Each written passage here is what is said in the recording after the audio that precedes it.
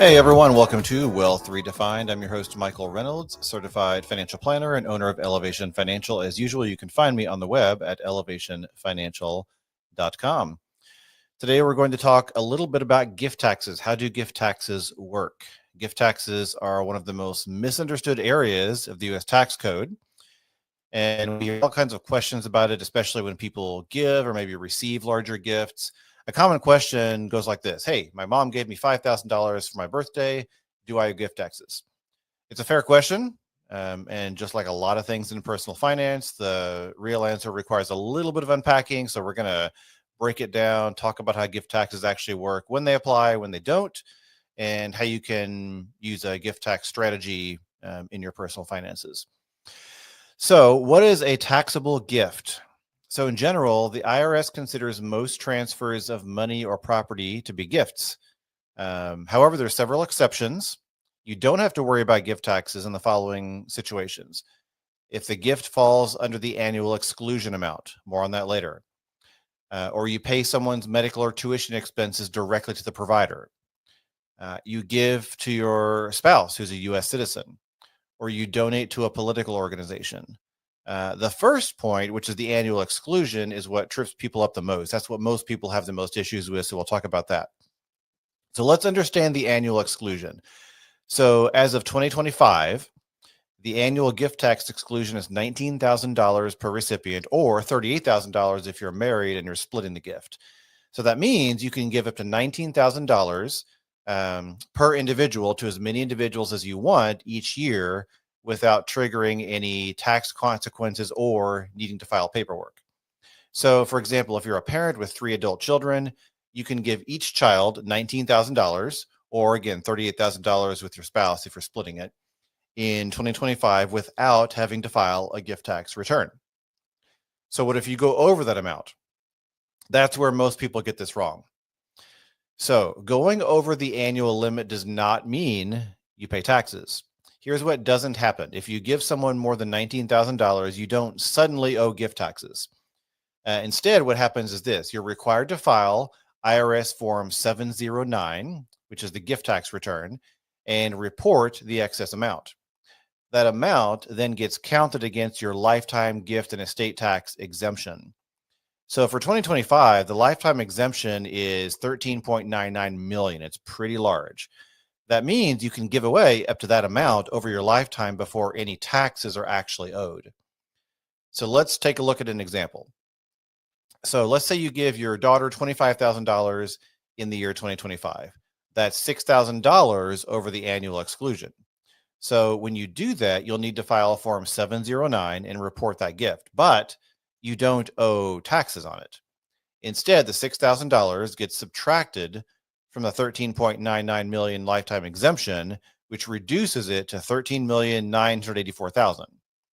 So that's kind of how simple it is. Basically, you're just reducing your lifetime exemption amount. So when do gift taxes actually get paid? So honestly, very few people end up paying gift taxes in their lifetime. You only start paying once your total taxable gifts exceed the $13.99 million exemption. Again, this is for 2025. This could change with legislation, but this is as of 2025. And even then, the taxes are progressive, which is like income taxes. So the more you give above the exemption, the higher your rate. Please note, the person who gives the gift, the donor, is responsible for paying the tax and filing the return if it applies, not the recipient. So again, the person giving the gift is responsible for either filing the gift tax return or paying the taxes if the exemption is exhausted. There are some special cases where the recipient might agree to pay the tax, but it's rare and usually some formalized agreement. So what is considered a gift? The IRS has a pretty broad definition of what counts as a gift and is not just limited to cash. So here's some common examples of things that are considered gifts. Cash gifts, that's the most common, the most straightforward type, like writing a check to someone or transferring money to someone, that's a gift. Property transfers, if you give someone real estate, a car, other valuable items without receiving something of equal value in return, that's a gift. Forgiven loans, if you lend someone money and later decide they don't have to pay you back, the amount forgiven is treated as a gift. Below market loans. If you loan money at an interest rate lower than the IRS minimum applicable federal rate, the difference between the market rate and what you charge is considered a gift. Paying someone else's bills. So covering someone else's rent, credit card bill, or car payment can count as a gift unless it's for qualified medical or educational expenses and is paid directly to the provider. Gifting business interest, transferring shares of a privately held business to a family member or another person without full compensation is a gift. And giving stocks or securities, transferring stocks, bonds, or other investment assets to someone else is a gift. So, in essence, anytime you transfer money or value to another person without receiving equal value in return, it's likely to be considered a gift, according to the IRS. All right, so what if you don't file a gift tax return? What if you don't file the return and you go over the annual exclusion?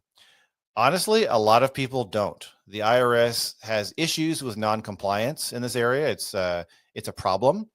So, for example, they found in one study, they found that 60 to 90% of real estate transfers to relatives weren't reported via gift tax return. That's from a study from Duke University. If your gift involves property like real estate, it's easier for the IRS to catch since records are public, but cash gifts or bank transfers are harder to track unless you're audited.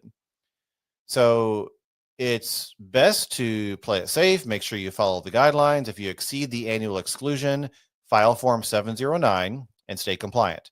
It's better to document everything now than to create issues later, especially if your estate might approach the exemption threshold someday. So why does the gift tax exist? It wasn't created just to annoy generous people. It was really designed to prevent wealthy individuals from kind of bypassing estate taxes by transferring large portions of their wealth during their lifetime. So without a gift tax, someone with a large estate could potentially give everything away right before death and avoid estate taxes altogether. So the gift tax closes that loophole. So what are some strategies to be smart about gifting? So even though very few people will ever pay gift taxes, there are still some strategic ways to use the rules to your advantage, especially if you are building significant wealth or have estate planning goals. One, max out the annual exclusion.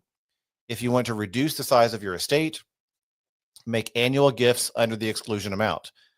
You and your spouse can gift up to $38,000 to each child, grandchild, or anyone else annually without affecting your lifetime exemption. Again, as of 2025, this is going to change in the future. So this is as of this year. So over time, that can significantly reduce your taxable estate. You can also pay tuition or medical expenses directly. Let's say you want to help your grandchild with college costs or help a friend with medical bills. You can do this without using any of your gift tax exclusion as long as the payment goes directly to the institution or the provider. It's an efficient way to support loved ones without impacting your estate. Also, use spousal gifting strategically. Gifts to a U.S. citizen spouse are unlimited and tax-free. This can be a useful planning tool if you're transferring money back and forth with your spouse. Also, plan ahead for high net worth estate. So if your total assets could approach or exceed the $13.99 million exception, again, as of 2025, it's useful to think ahead. So a gifting strategy such as using annual exclusions, maybe trusts, other tools. You can use certain things to reduce the value of your estate over time, which can save your heirs millions in estate taxes potentially. This could become especially important if the estate tax exemption is lowered in the future, which has been discussed. It could happen. So ultimately, there's some facts and misconceptions we've gone over. The idea of gift taxes scares a lot of people, but the reality is it's a lot more forgiving than that. Most people, again, will never pay gift taxes in their lifetime. It's very few people that will actually pay. So unless you're in a very high net worth bracket, you're unlikely to ever owe gift taxes. But still, understanding the rules and how to navigate those rules can make for smarter planning. So be aware of those rules. So gifting is not just about generosity. It's about intention. It's about timing and understanding the rules of gifting and gift taxes. So, all right, keep that in mind. And as always, you can reach out with questions. I'm at elevationfinancial.com. You're always welcome to reach out. You can send me a note through my website or through social media. Better yet, if you want to consider becoming a client or want to chat in real time for a little bit longer, schedule a free consultation on my website.